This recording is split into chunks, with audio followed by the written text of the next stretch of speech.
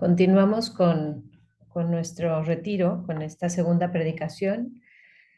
Quiero compartir con ustedes una canción de una de mis hermanas consagradas que creo que nos puede ayudar, pues sí, como esa ofrenda que hicimos el día de ayer, donde pues renovamos nuestra consagración, ¿no? Nuestros votos ante Dios. Bueno, se las vamos a poner, se llama Te la vuelvo a entregar de Tere Rodríguez.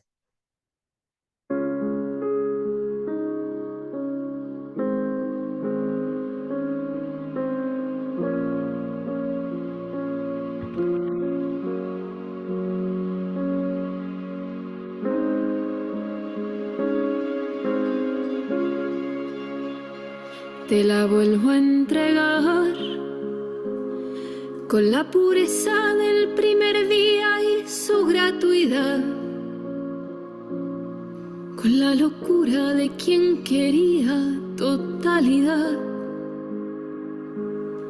con esa fuerza de juventud que no se vuelve a recuperar. Te la vuelvo a entregar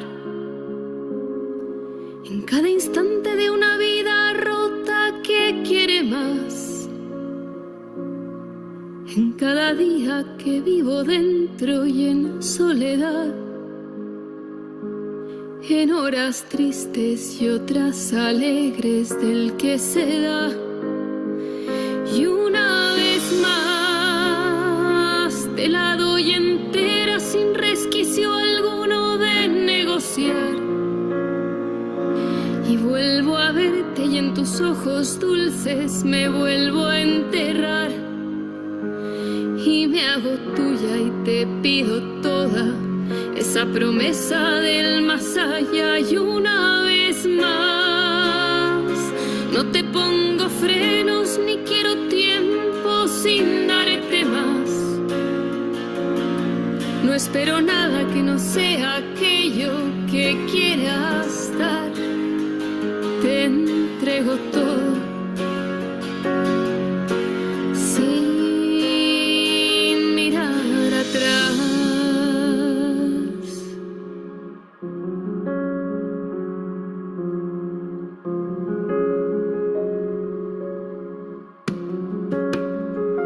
Te la vuelvo a entregar, aunque sigue siendo tan poco lo que puedo dar. Porque la vida se me hace corta si te quiero amar. Porque parece que tú das tanto y yo siempre me quedo atrás. Te la vuelvo a entregar con la conciencia del que ha vivido y sabe sufrir, con un destino impredecible que no sabe a dónde ir, como quien entrega una carta aún sin escribir. Y esta que soy, y en su pequeñez quiere grandezas en el amor, esta miseria que siempre busca inmensidad, te lo doy todo sin reservarme ningún lugar. Y vuelvo a ti, a esa mirada que tanto sabe hacerme sentir. Y quiero darme por entero si es a ti. Pero de pronto siento que la verdad es que eres tú quien se entrega a mí.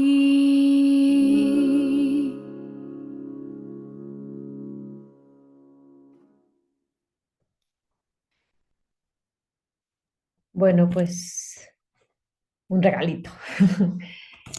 Em, esta siguiente, este siguiente momento de oración va a ser ahora contemplando a Simón y a Ana, que bajo la mirada de Dios aprendieron a mirar con fe y descubren al Mesías, ¿no? Ahí está como bajo la mirada de Dios, aprenden a ver con fe y a descubrir al Mesías.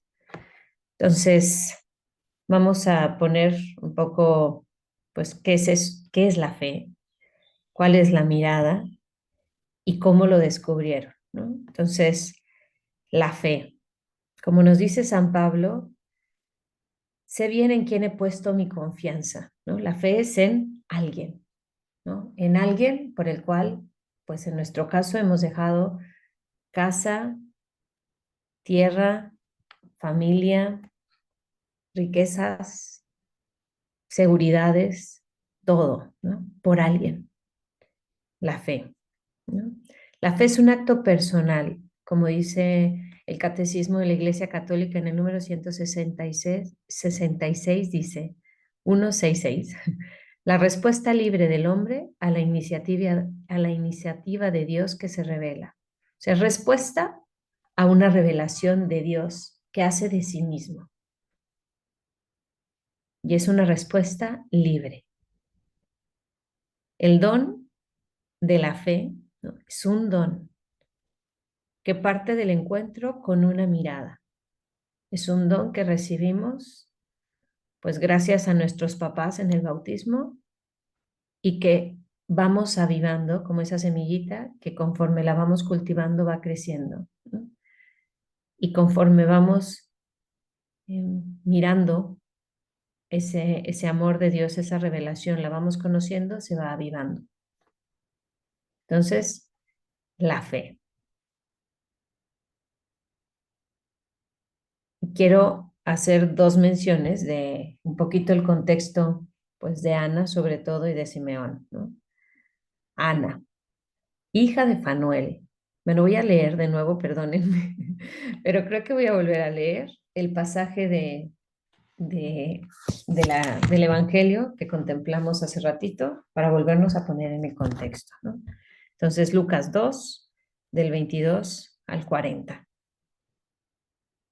Cuando se cumplieron los días de la purificación prescrita por la ley de Moisés, llevaron al niño a Jerusalén para presentarlo al Señor como prescribe la ley del Señor.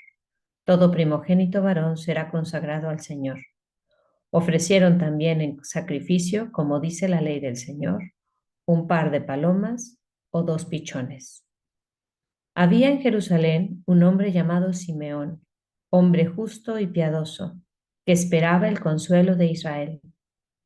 El Espíritu Santo estaba en él y le había revelado que no moriría antes de ver al Mesías enviado por el Señor. Vino pues al templo movido por el Espíritu, y cuando sus padres estaban con el niño Jesús para cumplir lo que mandaba la ley, Simeón lo tomó en sus brazos y bendijo a Dios diciendo: Ahora, Señor, según tu promesa, puedes dejar que tu siervo muera en paz. Mis ojos han visto a tu Salvador, a quien has presentado ante todos los pueblos, como luz para iluminar a las naciones y gloria de tu pueblo Israel. Su padre y su madre estaban admirados de las cosas que se decían de él. Simeón los bendijo y dijo a María su madre: Mira, este niño hará que muchos caigan o se levanten en Israel. Será signo de contradicción, y a ti misma una espada te atravesará el corazón. Así quedarán al descubierto las intenciones de muchos. Había también una profetisa, Ana, hija de Fanuel, de la tribu de Aser, que era muy anciana. Había estado casada 7 años, siendo aún muy joven, y después había permanecido viuda hasta los 84 años. No se apartaba del templo, dando culto al Señor día y noche, con ayunos y oraciones. Se presentó en aquel momento y se puso a dar gloria a Dios y a hablar del niño a todos los que esperaban la liberación de Jerusalén. Cuando cumplieron todas las cosas prescritas por la ley del Señor, regresaron a Galilea, a su ciudad de Nazaret. El niño crecía y se fortalecía, llenándose de sabiduría y contaba con la gracia de Dios. Entonces, ok, ahora vamos a poner la mirada, entonces, como decía, en Simeón y en Ana, ¿no? Y quisiera comentar, ¿no? Un poquito el contexto o sí, como, ¿quién es Ana, no? Ana es la hija de Fanuel, de la tribu de Aser, ¿no? Aser, la tribu de Aser es una de esas 10 tribus que fue desaparecida cuando se dividió el reino del norte, ¿no? Por lo tanto, o sea, esta tribu desaparece. Por lo tanto, esta mujer que fue viuda desde joven, ¿no? Nos dice que vivió 7 años casada y sabemos que a las viudas, pues, ¿quién cuidaba por ellas? Pues su tribu. Y esta mujer no tiene tribu ni esposo, ¿no? Ella no se separaba del templo, sirviendo a Dios noche y día, en ayunos y oraciones, y estaba desprovista de protección y de quien velara por ella, ¿no? Entonces, es un poquito como para, pues sí, ver la historia de Ana, ¿no? Y bueno, Simeón, como dice el Evangelio, hombre justo y piadoso, esperaba la consolación de Israel. O sea, él estaba esperando al Mesías. Esa consolación es el Mesías. Y estaba en él el Espíritu Santo. Le había sido revelado por el Espíritu Santo que no vería la muerte antes de haber visto al Cristo del Señor. Bueno, estos son Ana y Simeón. Ahora vamos a contemplar un poquito más a estos dos personajes, ¿no? Ambos, Simeón y Ana, vivían bajo la mirada de Dios y fijando la mirada de su corazón en Dios. Ana, como comentábamos, vivía bajo el cobijo de Dios y abandonada a su providencia, pues literalmente no tenía quien se ocupara de ella. Ya no tenía tribu ni esposo que velaran por ella. Vivía para agradar a Dios, ofreciendo lo que ella tenía. ¿Y qué es lo único que tenía? Su ayuno y su oración, todo su haber y su poseer. La pobreza terrenal de Ana le ayudó a encontrar la verdadera riqueza, al Mesías, su pobreza expresada en su sacrificio y su corazón orante. Bueno, nosotras pobres, ¿no?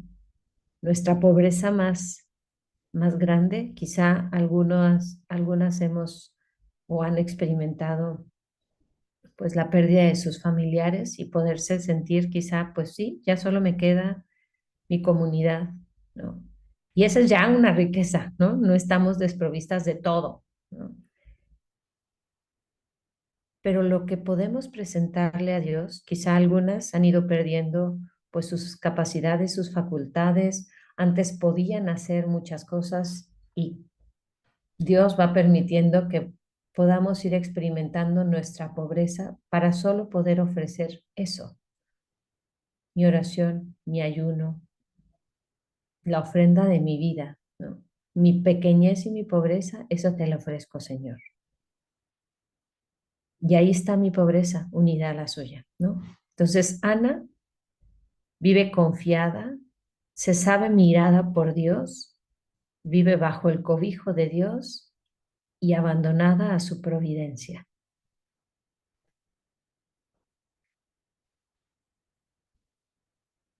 Ya que ambos vivían bajo la mirada de Dios, quisiera detenerme brevemente a contemplar el tema de la mirada, ¿no? ¿Qué es la mirada, no? La mirada, desde pequeños tenemos la necesidad de sabernos y sentirnos mirados, ¿no? ¿Qué es la mirada? Es una manifestación de cuidado, de amor y de protección.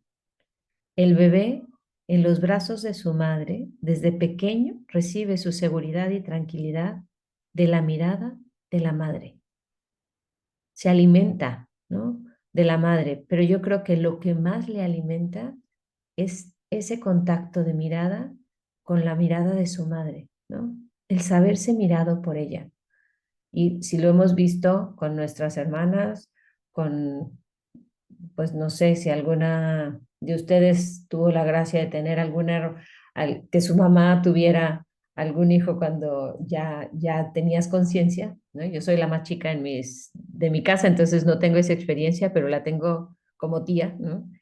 El contemplar, ¿no? Cómo la mamá cuando alimenta a su hijo, pues sí, hay un intercambio de miradas en donde se pierde la mirada de una con la mirada del otro, ¿no? Y ahí es esa mirada la que da seguridad, tranquilidad, paz y serenidad al bebé, ¿no? Después, cuando empieza a crecer, recibe la confirmación de la presencia de la madre a través de la mirada, ¿no? Entonces, él ya empieza a moverse y tal, pero de alguna manera su radar no pierde seguir como, ok, aquí ando, pero ¿dónde está mi mamá? ¿No? Que mi mamá me esté mirando, ¿no? Ya con eso hay seguridad, ¿no? La mirada. Y después, más tarde, cuando ya va creciendo y va hablando, es, mamá, mírame, mamá, ¿no? Es como, es necesaria la mirada. Todos necesitamos ser mirados.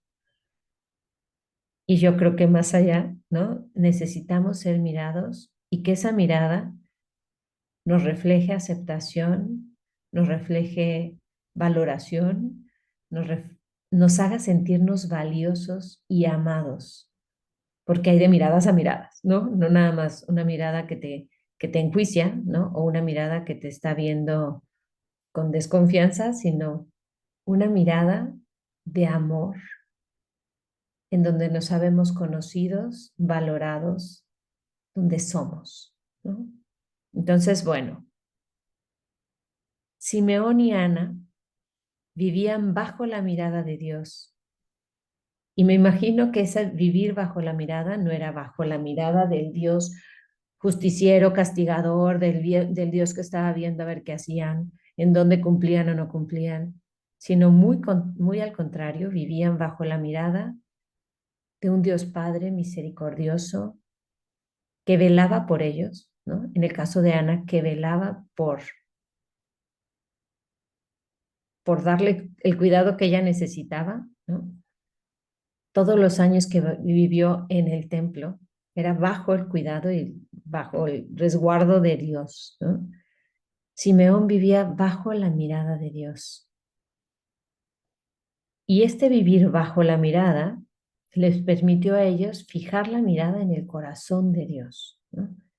Entonces, Ana y Simeón se experimentaron mirados y ejercitaron a lo largo de su vida la mirada del corazón para descubrir la voluntad de Dios en sus vidas. Fijaron tanto su mirada viviendo en el templo, ayunando, escuchando su palabra, que podemos decir que comenzaron a vivir las bienaventuranzas. Su corazón estaba dispuesto y era dócil a las inspiraciones del Espíritu Santo, al grado de poder descubrir a los ojos de la fe al Mesías, al Salvador.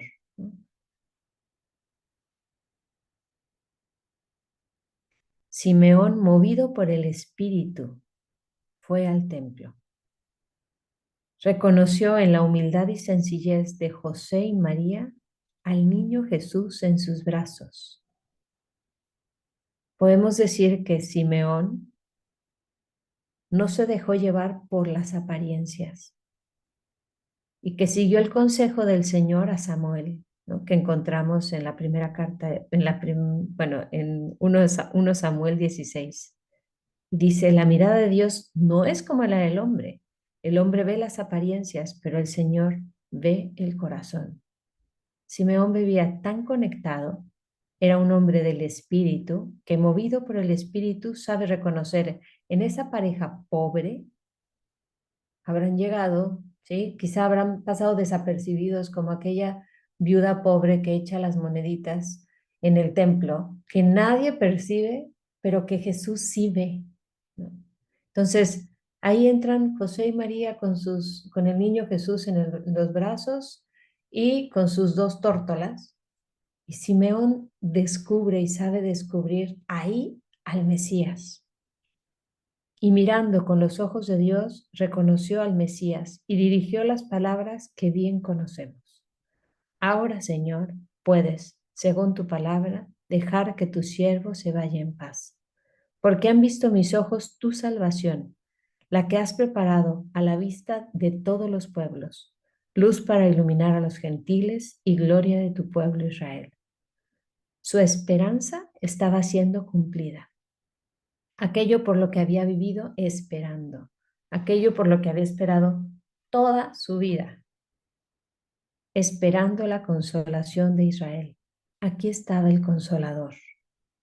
Veía que su vida había tenido sentido, movido por el Espíritu Santo. Y no se queda como, wow, ¿no? Ahí está. Siente tal familiaridad que toma al niño en brazos, ¿no? Qué envidia le podemos tener, ¿no? Tomó al niño Jesús en brazos y bendijo a Dios. Y después bendijo a sus padres, Simeón y Ana.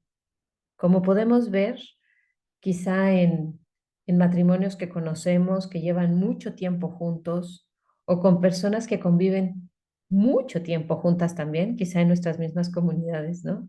Que se van pareciendo, ¿no? Adquieren rasgos, formas de hablar parecidas. Simeón y Ana, cada uno por su lado, de ese contacto que tuvieron con Dios, ¿no? Simeón, hombre justo y piadoso, lleno del Espíritu Santo. Ana no se apartaba del templo, dando culto al Señor día y noche con ayunos y oraciones. Y al no se apartaba del templo, me imagino que más que nada más físicamente el templo vivía bajo, sí, como unida al templo del Espíritu Santo, ¿no? Dios moraba en ella. Cada uno de los dos viviendo unido a Dios, movido por el Espíritu Santo, mira como Dios. Aprende a mirar con fe y descubre al Mesías. Y aquí son invitaciones, ¿no? Que Dios nos hace a decir, pues quiero vivir más unida a ti, Señor, para que me permitas mirar como tú miras y que mi mirada refleje esa mirada de amor que tú tienes, ¿no? Que las personas que conviven conmigo, ya sea mi comunidad, ya sea, pues en mi caso, los jóvenes a los que acompaño en la prepa, o a esos enfermos, o a esos ancianos, o a esa gente de la calle, ¿no? Que cuando entren en contacto con nosotros, se experimenten mirados por Dios, por una mirada que acoge, una mirada que no condena, una mirada que recibe, una mirada de misericordia. Pidámosle a Dios esa gracia de mirar como Él mira y que pasando mucho tiempo bajo su mirada podamos comenzar a mirar como Él mira y aprender a mirar con fe para que no solamente nosotros miremos así, sino que descubramos al Mesías, ¿no? En cada circunstancia de la vida, pero que también podamos descubrir a ese niño Jesús que mora en cada uno de los corazones que nos rodean, ¿no? Ese niño Jesús que moraba en Ana, bueno, ese Dios que moraba en Ana, el Espíritu Santo que moraba en Ana, que moraba en Simeón. Eso también lo descubrieron José y María, ¿no? Como que no fue, ¡hey! ¿A dónde te llevas a mi niño? Sino supieron descubrir que este hombre estaba movido por el Espíritu Santo, ¿no? Supieron descubrir cómo los pastores llegaron movidos por el Espíritu Santo, cómo los reyes magos de otra cultura, de lugares lejanos, vinieron movidos por el Espíritu Santo. Que nosotras sepamos mirar más allá de las apariencias a las personas que se nos acercan. Nosotras no somos las portadoras de la verdad, sí traemos a Dios en nuestro corazón y nuestra misión es llevarlo a los hombres, pero también descubrirlo en los hombres. No es por voluntad propia que logramos ver a Dios en nuestra vida, en la de los demás, puesto que por las solas fuerzas solo podemos ver a veces lo malo en mí y en los demás. Y podemos caer en esa lucha de San Pablo. Hago el mal que no quiero y no el bien que quiero, ¿no? ¿Cuántas veces nos encontramos con esa lucha? Pero porque no depende de mí, sino de la gracia de Dios. Y como citamos en el catecismo, al inicio, la fe es respuesta a una revelación de Dios. Esta revelación se da en la escucha, en el contacto con la mirada, en la oración.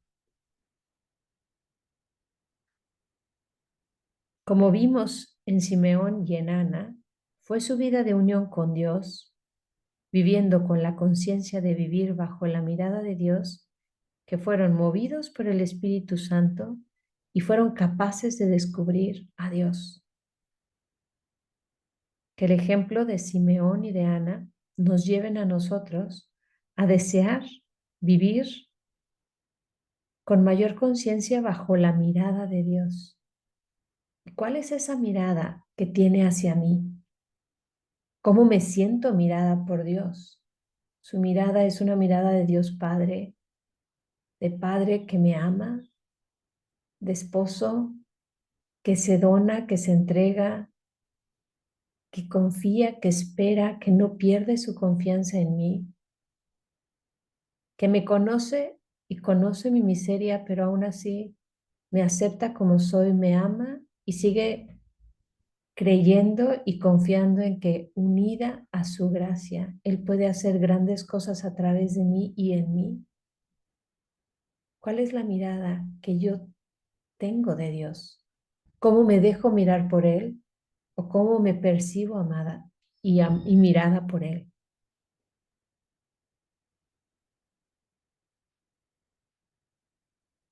Una invitación, pues, a iniciar así nuestra oración, ¿no? Poniéndonos bajo la mirada de Dios, pidiéndole su mirada, para que cuando salga de la capilla pueda seguir descubriéndolo, pueda irradiar su mirada y pueda descubrir con su mirada, pues, su rostro, no dejándome llevar por las apariencias, sino que pueda descubrir y mirar con su corazón. Les hago las siguientes preguntas y las vamos a proyectar. ¿Cómo es la mirada de Dios para conmigo? ¿Cómo ha sido y cómo es actualmente? ¿Me experimento mirada por Él? ¿Vivo bajo su mirada? ¿Mi afán está en buscar agradarlo a Él?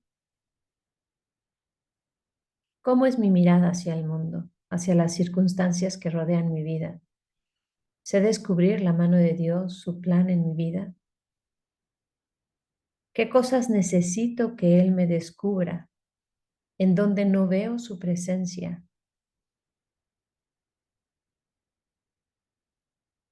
Que Él me descubra en eso en donde no lo encuentro, ¿no?